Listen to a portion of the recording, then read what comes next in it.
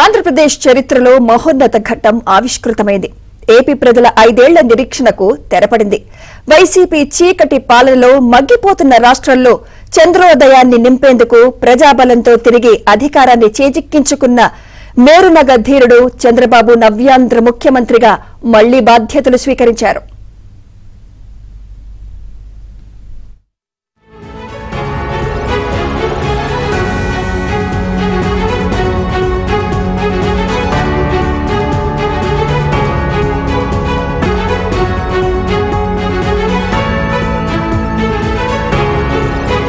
ఒక కాంక్షతో చూస్తున్నారు.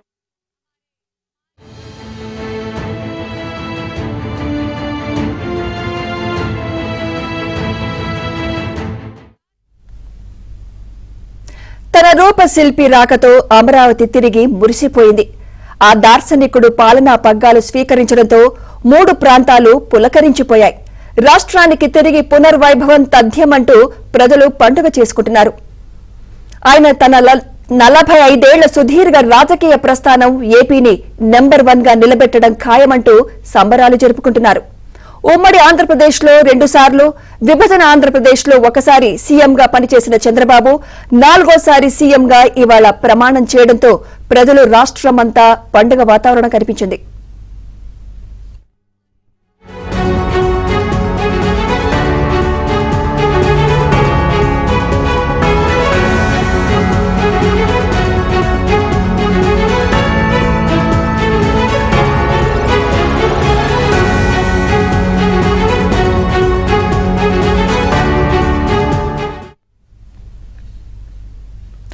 ఆంధ్రప్రదేశ్ ముఖ్యమంత్రిగా నారా చంద్రబాబు నాయుడు ప్రమాణ స్వీకారం చేశారు.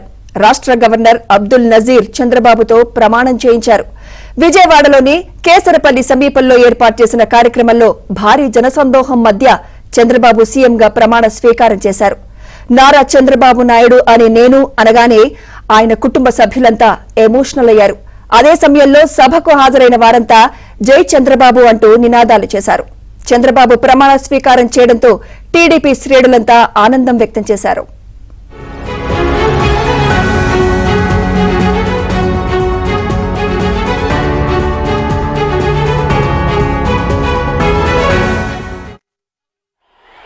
నారా చంద్రబాబు నాయుడు అనే నేను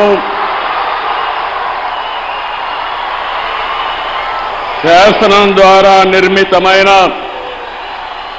భారత రాజ్యాంగం పట్ల నిజమైన విశ్వాసం, విధేయత చూపుతానని, భారతదేశ సార్వభౌమాధికారాన్ని, సమగ్రతను కాపాడుతానని,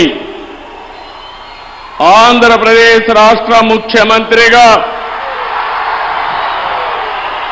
నా కర్తవ్యాలను శ్రద్ధతో, అంతఃకరణ శుద్ధితో నిర్వహిస్తానని, భయం గాని, పక్షపాతం గాని, రాగద్వేషాలు గాని లేకుండా రాజ్యాంగాన్ని, శాసనాలను అనుసరించి ప్రజలందరికీ న్యాయం చేకూరుస్తానని దైవ సాక్షిగా ప్రమాణం చేస్తున్నాను.